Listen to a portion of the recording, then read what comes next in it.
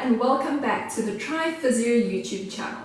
In my last video, I spoke about preventing injury after lockdown and the importance of strength training for triathletes. If you missed this video and would be interested in viewing it, this is what you should be looking out for. I'm going to start off today by talking about the most favoured triathlon distances, which are the half Ironman and Ironman distances.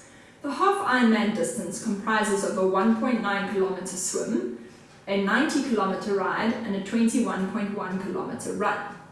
The full Ironman distance comprises of twice that, so a 3.6 kilometer swim, 180 kilometer ride, and a 42.2 kilometer run.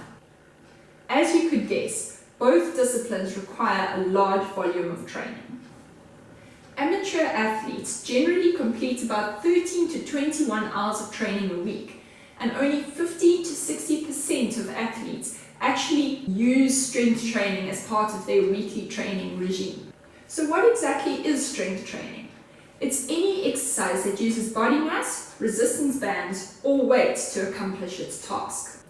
Generally, this means that running uphill, cycling, or swimming with paddles, for example, does not count as a strength exercise per se. Why do you want to do strength training? Because it improves your run, cycle, swim economy. This means that it makes your body a lot more efficient. You can run, cycle, or swim a lot more easily, a lot faster, and for a longer period of time with the same energy expenditure. Ultimately, it improves your performance and drastically slows down your injury rate. We have to ask ourselves then, why are there not more than 50% of triathletes performing strength training if it is so effective? A recent study showed that the two biggest constraints to including strength training in a weekly regime is time constraints and a lack of knowledge of strength and conditioning exercises. Let's be honest. Those of us who are committed to a triathlon training program are very religious about sticking to every single aspect of the program. We very seldom want to replace a run, cycle, swim session with a strength session. For example, if I have only a limited amount of time, I really don't enjoy swapping out my run session where I can be outdoors and seeing people with a gym-based environment where I have to do stretching, foam rolling, and mobility and strength exercises. Personally, I find it very boring. But what if you knew that incorporating strength training into just one session per week will drastically improve your triathlon performance? It also makes it harder to include strength training in your regime if you don't know what you're doing. What exercises do you include? Do you have the right technique? Do you know how to progress the exercises? Let's be honest, most of us are not professional triathletes who have professional coaches.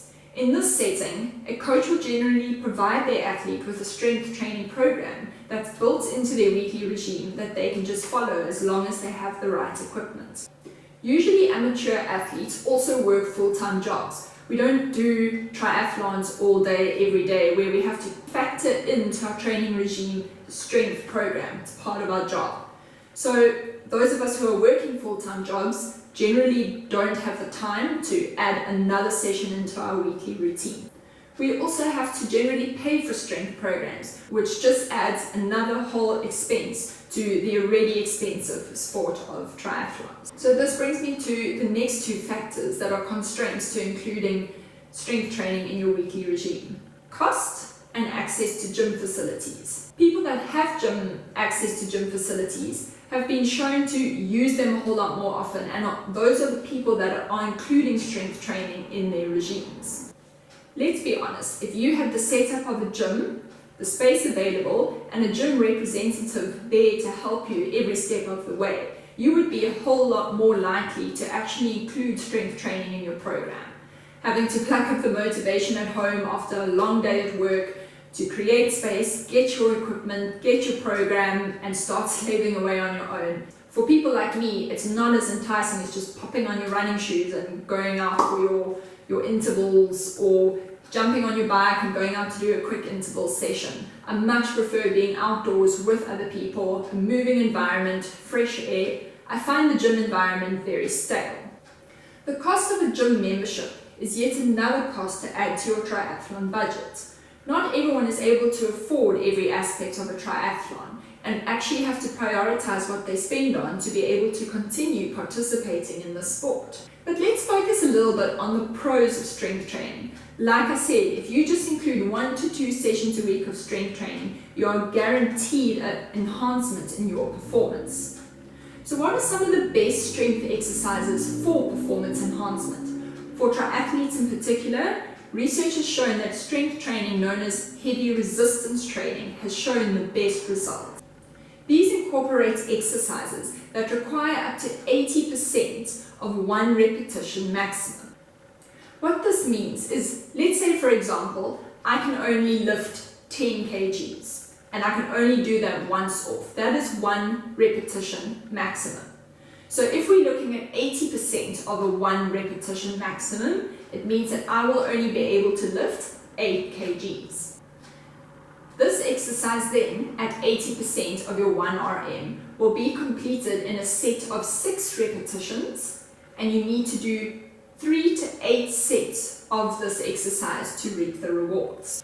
Although these exercises have shown to be superior to other types of strength exercises, plyometric exercises, explosive, body weight, and core exercises are different facets of strength training that have also shown to be very beneficial for triathletes. If you are confused about some of the terms I've just used, don't worry, I'm going to walk you through them step by step towards the end of this video.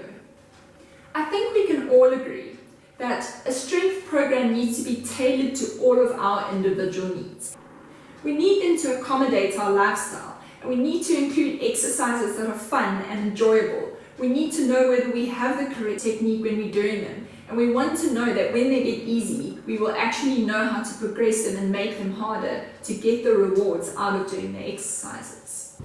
So the exercises I'm going to show you now take a very basic movement. So we're going to use a lunge movement, and I'm going to show you how you can manipulate it to fulfill all the different types of strength exercises that we've spoken about.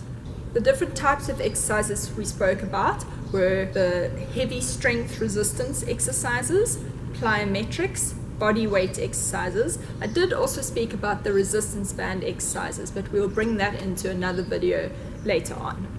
So what we're going to start with is a lunge using a heavy weight.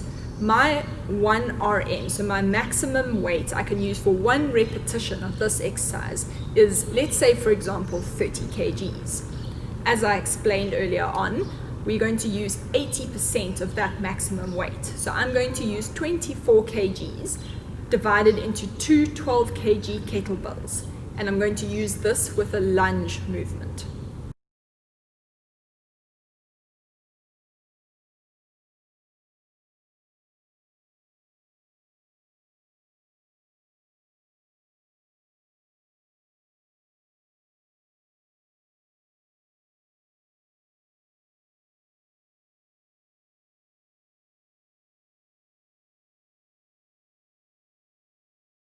In our muscle makeup, we have 2 different types.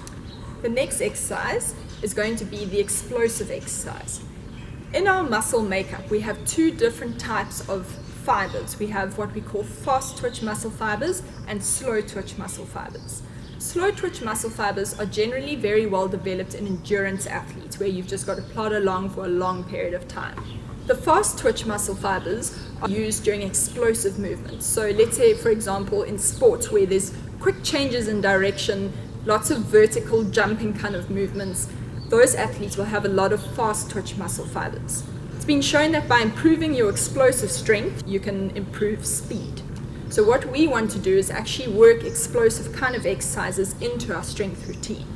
So our next exercise is going to be getting into your lunge position, but now we're going to be exploding upwards and then swapping legs and lowering back down into a lunge position.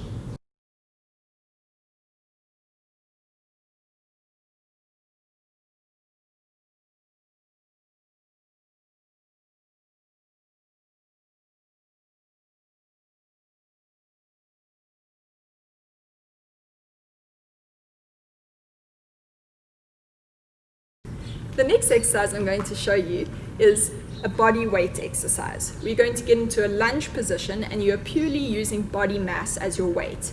We are just going to hold in this position for 30 seconds.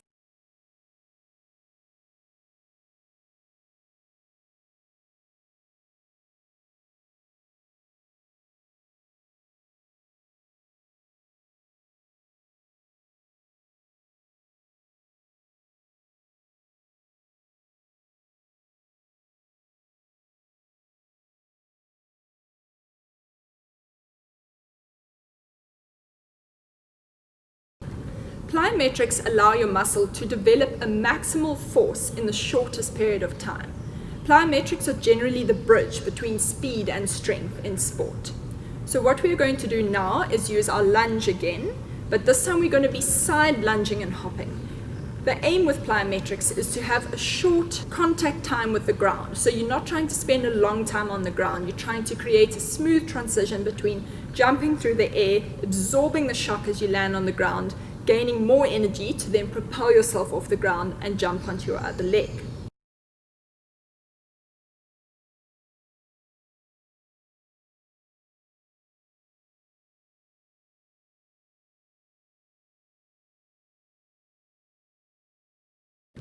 As I mentioned earlier, you will get the best results out of the first exercise I've just shown you, the heavy strength exercise. Stay tuned for our next video where we will be helping you transform your running before your next triathlon. Take care and see you soon.